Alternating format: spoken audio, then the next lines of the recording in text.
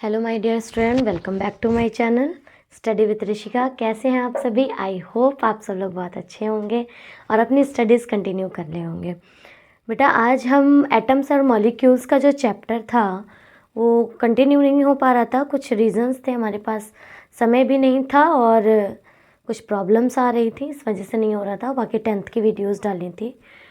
आज हम जो है एटम्स और मॉलिक्यूल्स का जो चैप्टर का सिंबल्स था, डाल्टन सिंबल्स के बारे में हमने डिस्कस करना था, वो आज हम स्टार्ट करते हैं।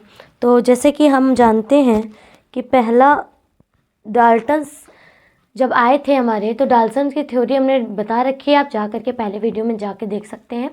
तो डाल्टन ने जब आए तो डाल्टन ने बताया कि सिंबल्स को आप, यानी कि जो भी आपके पास एलिमेंट्स उस टाइम पे थे, तो उन एलिमेंट्स को आप पहचानोगे कैसे। तो उन एलिमेंट्स को पहचानने के लिए उन्होंने अलग अलग सिंबल्स दिए। भाई, आपको कोई भी चीज़ दिमाग में रखनी है तो किसी न किसी निमोनिक्स के थ्रू या किसी चीज़ के थ्रू आप लर्न करते हो, या फिर दिमाग में कोई चीज़ रखते हो ना कि भाई जैसे एक जैसे लोग हैं। जब किसी को आपसे पूछा गया कि कोई अंकल आए थे, उन्होंने वो कैसे थे, तो आप बताओगे कि भाई उनके सर पे थोड़े कम बाल थे और थोड़े से लंबे से थे या गोरे से थे। यानी कुछ ना कुछ आप स्ट्रक्चर ही बताओगे ना, क्योंकि आपको उनके बारे में नहीं पता है, नाम नहीं पता है।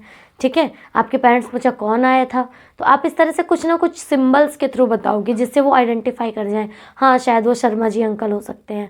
अच्छा, हाँ हो सकता है कि जो हमारे मित्र हैं या कोई आने वाला हो, ऐसा कुछ करके आप बता सकते हैं। तो उसी तरह से डाल्टन जी ने अपनी थ्योरी में जितना भी कुछ कहा था एलिमेंट्स के बारे में, वो तो खैर बाद में डिस्ट्रॉय हो गई, वो बात की बात है। बट क्या सिंबल्स दिए थे आज उनके बारे में हम डिस्कस करेंगे। ठीक है, अब देखिएगा बेटा, डाल्टन ने क्या बोला। Dalton identify some elements and compound using the circle as a symbol. यानी एक सर्कल लिया और सर्कल के थ्रू आपने आइडेंटिफाई कर लिया। जैसे कि इन्होंने बोला कि हमने यहाँ पे लिखा हुआ बेटा सिंबल और सब्सटेंस और सिंबल, फिर से सब्सटेंस और सिंबल, ठीक है। नीचे हमारे पास स्पेस कम थी तो हमने 2 टेबल्स में लिख दिया। आप समझ जाइएगा। अभी बगल में आपको टेबल भी दिख रही होगी इसी की, जिसमें ये कुछ एलिमेंट्स मैंने लिख रखे हैं, बाकी और ये सारे हैं। हाइड्रोजन, जैसे कि बोला हाइड्रोजन उन्होंने, ठीक है। तो इन्होंने बोला हाइड्रोजन जो है एक सर्कल बनाइए, उसके अंदर एक हल्का सा डॉट रख दीजिए। ठीक है, उन्होंने इस तरह से आइडेंटिफाई किया कि एक सर्कल बनाइए और सर्कल के अंदर एक सर्कल कर दीजिए बिल्कुल फिल्ड। इन्होंने बोला ये हाइड्रोजन है। बात समझ गए? इस तरह ऑक्सीजन के लिए केवल एक सर्कल बना दिया O, नाइट्रोजन के लिए एक सर्कल बना दिया और उसको हाफ कर दिया। कार्बन के लिए इस पूरे सर्कल को पूरी तरह से फिल्ड कर दिया। सल्फर के लिए एक सर्कल बना करके उसके अंदर प्लस का साइन कर दिया। लेड में सर्कल के अंदर L लिख दिया।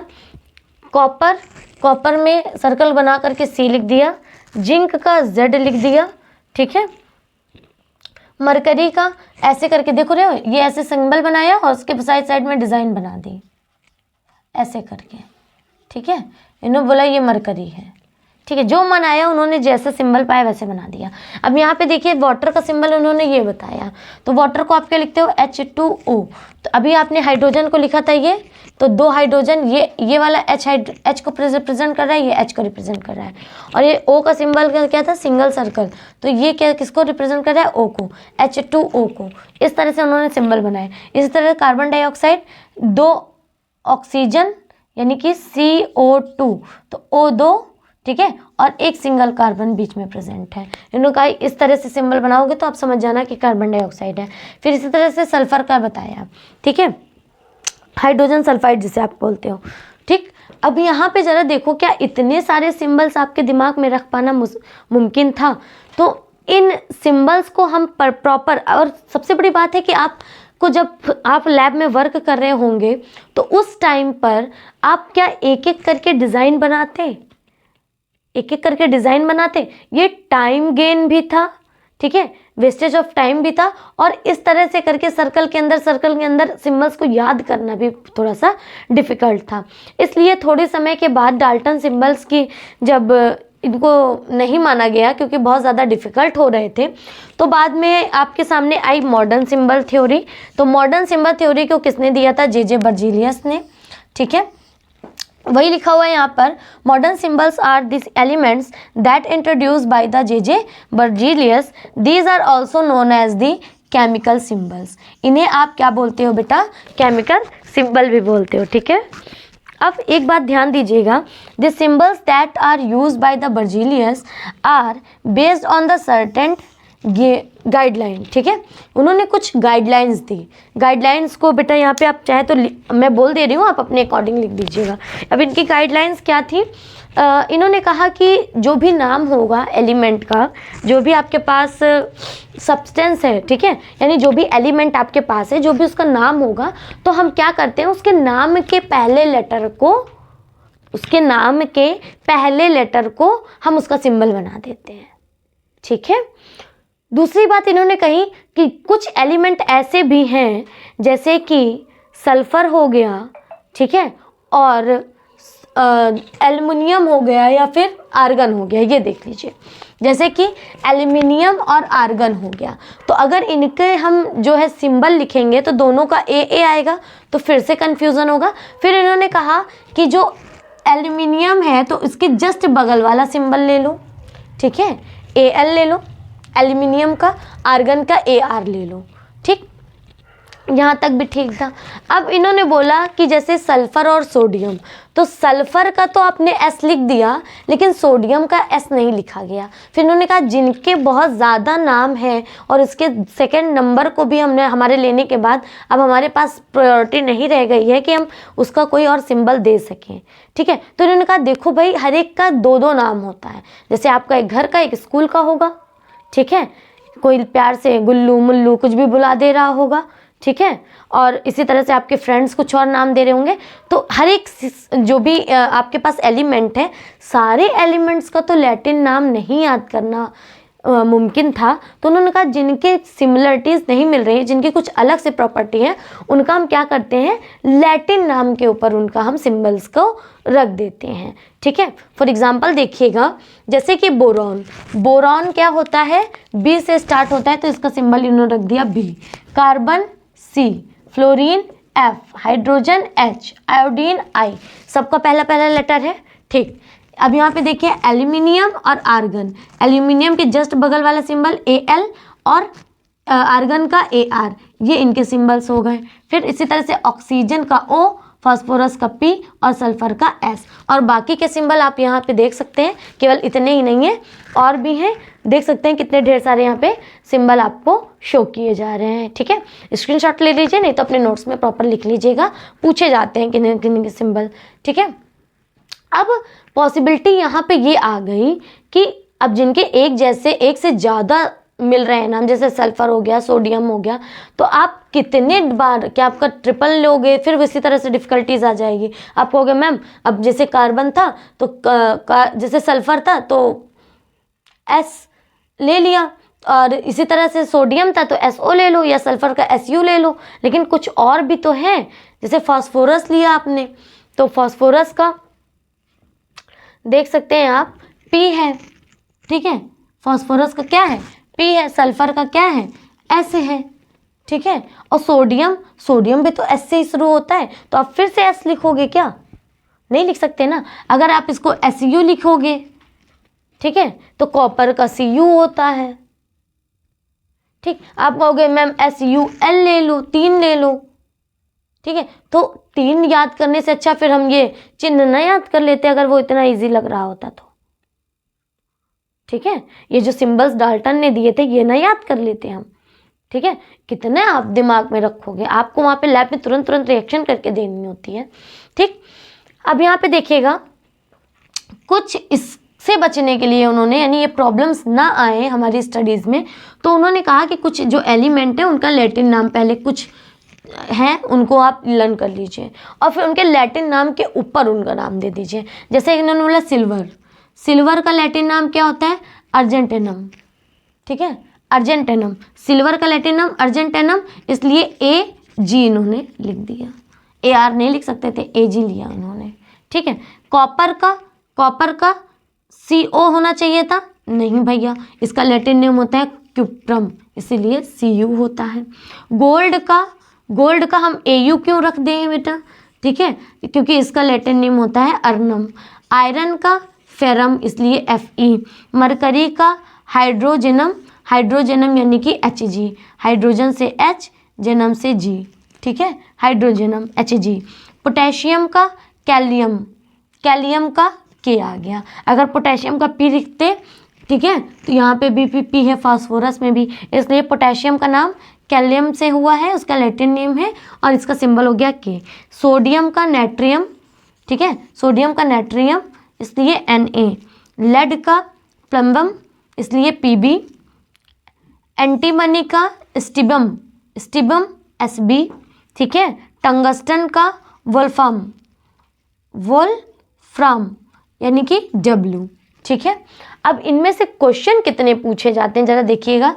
मरकरी, गोल्ड, सिल्वर, सोडियम, ठीक है, सोडियम, पोटेशियम, इनके बहुत ज़्यादा आपसे एग्जाम में पूछे जाते हैं। फेरम भी है, ठीक है। तो ये आपको लर्न होने चाहिए, डायरेक्ट सीधे क्वेश्चन पूछा जाता है इनसे।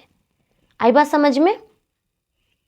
ठीक है। अब हम थोड़ा एटॉमिक मास भी डिस्कस कर लेते हैं, ठीक है। अब यहाँ पे देखिएगा, एटॉमिक मास जो हम डिस्कस करने जा रहे हैं उसको थोड़ा सा ध्यान से सुनिएगा, ठीक है। और इसके जो सिंबल्स आएंगे, टेबल्स आएंगे, उनको हम डायरेक्ट लगा देते हैं एग्जाम्पल दे करके, जिससे हम थोड़ा सा जल्दी कवर कर सकें।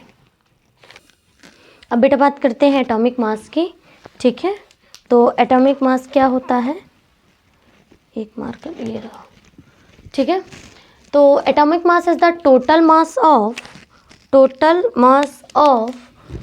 Particles of a matter in an atom, यानी कि पूरा टोटल मास उस पार्टिकल ऑफ एटम का है जिसमें कि सारे, चाहे वो इलेक्ट्रॉन हो, प्रोटॉन हो या न्यूट्रॉन हो, उन सबको आप ऐड कर देते हैं, ठीक है। Mass of the particle of matter in an atom, that is the masses of proton, neutron and electron in an atom will be added together, ठीक है। एक साथ इनको आपने ऐड कर दिया तो वो उसका क्या बोला कहा जाता है, एटॉमिक मास, ठीक है। अच्छा, तो एक यहाँ पे टर्म है, जरा चाहे आप इसको हेडिंग में लिख लीजिएगा या पॉइंट वाइज लिख दीजिएगा, मैं हाईलाइट कर रही हूँ, ठीक है। रिलेटिव एटॉमिक मास, रिलेटिव यानी कि किसी अदर एटम से आप उसका रिलेशन निकाल रहे हो। ये रिलेटिव एटॉमिक मास क्या होता है, of an element is defined as the weight in grams, किसी भी एलिमेंट का जो वेट होगा वो किसमें, ग्राम्स में, of the number of atom in an element contain carbon 12, ठीक है, 12 ग्राम ऑफ कार्बन 12 एटम, ठीक है, 12 ग्राम ऑफ कार्बन 12 एटम, ठीक है। जैसे कि हम बात करें किसी अदर एटम की, जैसे कि सोडियम हो गया आपका, तो सोडियम जो है कार्बन एटम से 23 टाइम उसका जो वेट है वो ज़्यादा होता है, ठीक है। तो इसी तरह से इसको हमने एक डिफाइन किया है रिलेटिव एटॉमिक मास, यानी कि जिसको हम AR से डिनोट करते हैं, A कैपिटल R छोटा सा, चाहे आप ये वाला बनाइए चाहे ये बनाइए, ठीक है। R वैसे हम यही यूज़ करते हैं ताकि वो आर्गन जैसा ना लगे।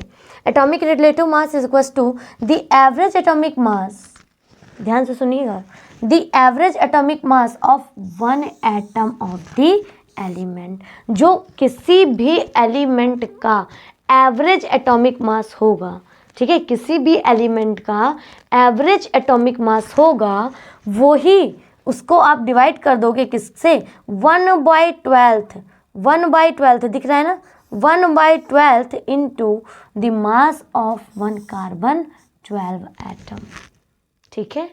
कार्बन एटम के 1/12 से आप इसका एवरेज एटॉमिक मास निकालोगे। जैसे कि सपोज आपको दिया गया है आर्गन का, ठीक है, आपको मैंने आर्गन का दिया और बोला कि बेटा इसका एटॉमिक मास निकालिए, ठीक है। तो आप कहोगे तो जो आर्गन है वो 2 टाइम्स मल्टीप्लाइड है ना, तो आप बोलोगे, अगर आपसे क्वेश्चन में बोला, क्वेश्चन में खुद ही बताएगा वो 2 टाइम्स है, 3 टाइम्स है, या कितनी भी तरह से क्वेश्चन में दे रखा है, भी वो भी सॉल्व करेंगे, ठीक है। सपोज इसी में देख लीजिए आप, जैसे दे रखा है कैल्शियम जो है कितने टाइम्स है, 3 टाइम्स, तो कैल्शियम का दिया है 3 टाइम्स ऑफ कार्बन के 5 मोल्स ऑफ कार्बन के मल्टीप्लाइड में। तो अगर आप कैल्शियम का देखिए तो कैल्शियम का 3 × 40 कर दोगे आप upon 1/12 of a carbon 12 atom. ठीक है, अभी कैलकुलेट करके बताते हैं। बस ऐसे ही आप कैलकुलेट कर दोगे तो जो इसका आंसर आएगा वो उस एक पर्टिकुलर एटम का क्या हो जाएगा, रिलेटिव एटॉमिक मास हो जाएगा। ठीक है, अगर बात करें तो इसको डिनोट कैसे करते हैं जरा देखिएगा। The relative atomic mass of the unit is expressed at AMU। AMU, ठीक है, AMU अलावा मुस्लिम क्या है, अली आजमगढ़, क्या कौन से गढ़ है पता नहीं, मुस्लिम यूनिवर्सिटी। ठीक है, वो नहीं है AMU, यहाँ पे इसका डिनोट करते हैं एटॉमिक मास यूनिट से। ठीक है, atomic mass unit. It can simply represented as the unified mass. Simply represent कर सकते हो, जो भी यूनिफाइड मास दिया हुआ है उसको ही आप लिख सकते हो। द एटम ऑफ ऑक्सीजन, देखो यहाँ पे एक मैंने लिखा हुआ है, the atom of oxygen is 16th time heavier than carbon atom. यानी इस तरह से करके सारे एटॉमिक मास जितने भी होंगे उन सब का जो एटॉमिक मास होता है, जैसे इसका ऑक्सीजन का एटॉमिक मास क्या होता है, 16 होता है। एटॉमिक नंबर कितना होता है, 8 होता है। इसका डबल करोगे तो कितना आ जाएगा, 16 हो जाएगा। तो यह हम कह देंगे कि जो ऑक्सीजन है वो 16 टाइम्स हैवी है, भारी है। किससे, इसका एटॉमिक वेट ज़्यादा है कार्बन के एक एटम से या कार्बन 12 एटम से। बात समझ रहे हो ना। जैसे कि अब क्वेश्चन देख लो आप एक बार, तो क्वेश्चन और क्लियर हो जाएगा। ठीक है, तो अगर जैसे क्वेश्चन की बात करें हम, तो क्वेश्चन कह रहा है calculate how many times of heavier. देखिएगा, calculate how many times heavier are 3 calcium atom, 3 calcium atom and the 5 carbon atom. जबकि इसका रिलेटिव एटॉमिक मास बता रखा है, कार्बन का 12 है और कैल्शियम का कितना है, 40 है। ठीक है, अब बात करते हैं इसको कैसे लिखोगे, मास ऑफ, सॉल्व कैसे करोगे, सॉल्यूशन, मास ऑफ 3 किसके एटम है, calcium atom, calcium atom upon mass of 5 carbon atom. ठीक है, डिवाइड कर देंगे इसको, जितने टाइम्स दिए रखा है। अगर इसमें जैसे मैंने भी एग्जांपल दिया था, थोड़ा बैक करके देखिएगा, जैसे एग्जांपल दिया था उसमें केवल एक ही का दिया था मैंने। ठीक है, जैसे हमने कैल्शियम लिया था तो 3 × 40 किया अपॉन कार्बन का एक एटम यानी कि C12। ठीक है, तो यहाँ पे 5 टाइम हो गया तो 5 से मल्टीप्लाइड हो जाएगा। देखते हैं क्या आएगा आंसर। तो 3 × कैल्शियम का कितना दिया हुआ है यहाँ पे, 40 होता ही है। कैल्शियम 20 पे आता है, 20 का मल्टीप्लाई करोगे 2 से तो 40 आ जाएगा। मास ऑफ 5 कार्बन यानी कि 5 का कितना होता है, 12। तो कितना आ गया टोटल, 120 अपॉन 60। सही बात है। और 6 1 जा 6 6 2 जा 12, तो ये कितना हो गया, 2 टाइम्स हैवियर हो गया। ठीक है, कितने टाइम्स हो गया बेटा, 2 टाइम्स। यहाँ पे लिख दोगे 2 times heavier than carbon atom. ठीक है, double times heavier than carbon atom. तो इस तरह से हम कैलकुलेट करते हैं एटॉमिक मास। नेक्स्ट दोबारा से अगर कोई भी प्रॉब्लम होती है तो कमेंट कर दीजिएगा। और इसके आगे हम लोग एटॉमिसिटी पढ़ेंगे नेक्स्ट वीडियो में। फिर वैलेंसी कैसे हम डिफाइन करते हैं उसको भी हम डिस्कस करेंगे। ओके, तो फिर मिलते हैं। नोट्स बनाते रहिए, अपना स्टडी करते रहिए। मिलते हैं नेक्स्ट वीडियो में। Thanks for watching.